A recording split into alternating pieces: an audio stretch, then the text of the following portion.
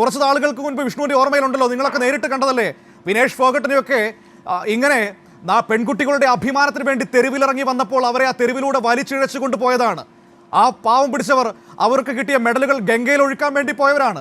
ഈ കർഷകരാണ്, ഈ നാടിന് അന്നമൂട്ടുന്ന മനുഷ്യരാണ് അവരെ തിരിച്ചു കൊണ്ടുവന്നത്. എന്നിട്ട് വീണ്ടും പാരീസിലേക്ക് പോകുന്നു. അവിടെ കണ്ട ചതിക്കുഴികൾ അവിടെ ഒരുക്കിയത് നമ്മൾ കണ്ടതാണല്ലോ. ഇതാ ജനങ്ങൾ മറുപടി കൊടുക്കുന്നു. നിങ്ങൾ പറയുന്നതൊന്നുമല്ല സുഹൃത്തുക്കളെ, നിങ്ങൾ കാണുന്നതല്ല ഇന്ത്യ എന്ന് പറയുകയാണ്. ഈ രാജ്യം അതിൻ്റെ ആത്മാവിനെ വീണ്ടെടുക്കുമ്പോൾ കർഷകരുടെ കരുത്തിലല്ലാതെ പിന്നെ എങ്ങനെ മുന്നോട്ട് പോകാൻ കഴിയുമെന്നേ. നമ്മളെ അന്നമൂട്ടുന്നവരാണ്, നമ്മുടെ നാടിൻ്റെ ഭാഗതയെ നിർണ്ണയിക്കുന്നവരാണ് ആ മനുഷ്യർ. അവരുടെ കൈക്കരുത്ത് താമര ഇങ്ങനെ അറിയുകയാണ്. താമര തണ്ടൊടിഞ്ഞു പോകുന്നു എന്ന് തന്നെ പറയേണ്ടി വരും. കാരണം ആ രീതിയിലാണ് കുതിപ്പ്. നോക്കൂ, 64-15. ഈ സമീപകാലത്ത് ഇതുപോലൊരു തിരിച്ചടി ലോക്സഭാ തെരഞ്ഞെടുപ്പിൽ നമ്മൾ കണ്ടു. ഇതാ ഹരിയാനയിൽ കാണുന്നു. അതേ രീതിയിൽ തന്നെ കശ്മീരിലും കാണുകയാണ്. വലിയ മുന്നേറ്റമൊന്നും ഉണ്ടാക്കാൻ കഴിയുന്നില്ല. പ്രതീക്ഷിച്ച പോലെ ഒരു മുന്നേറ്റം കശ്മീരിൽ ഉണ്ടാക്കാൻ കഴിയുന്നില്ല അവിടെ BJPക്ക്.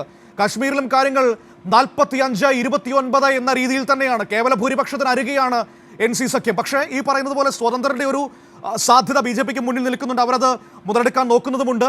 അതിനെ തടയാൻ ഏത് രീതിയിൽ അവിടെ NC സഖ്യത്തിന്, ഇന്ത്യ മുന്നണിക്ക് കഴിയുമെന്നതിനെ ആശ്രയിച്ചിരിക്കും ഒരു പക്ഷേ സർക്കാർ രൂപീകരണം അടക്കമുള്ള കാര്യങ്ങൾ. ഏതായാലും ഈ തെരഞ്ഞെടുപ്പ് മനോഹരമായ കാഴ്ചകൾ രാജ്യത്തിന് നൽകുകയാണ്. അത് രസകരമായ മറുപടികൾ, പകയുടെ കനമുള്ള മറുപടികൾ നമുക്ക് കാണാൻ കഴിയുന്നു. വിനേഷ് ഫോഗട്ട് തന്നെയാണ് താരമായി നിൽക്കുന്നത്. യൂസഫ് തരിഗാമി ലീഡ് ചെയ്യുന്നു, ഓം പ്രകാശ് ലീഡ് ചെയ്യുന്നു, CPIMന്റെ 2 സ്ഥാനാർത്ഥികൾ. അങ്ങനെ അക്ഷരാർത്ഥത്തിൽ ഒരു ക്ലീൻ സ്വീപ്പ് എന്ന് വേണമെങ്കിൽ നമുക്ക് പറയാൻ കഴിയും ഹരിയാനയിൽ. ആ രീതിയിലാണ് കാര്യങ്ങൾ മുന്നോട്ട് പോകുന്നത്.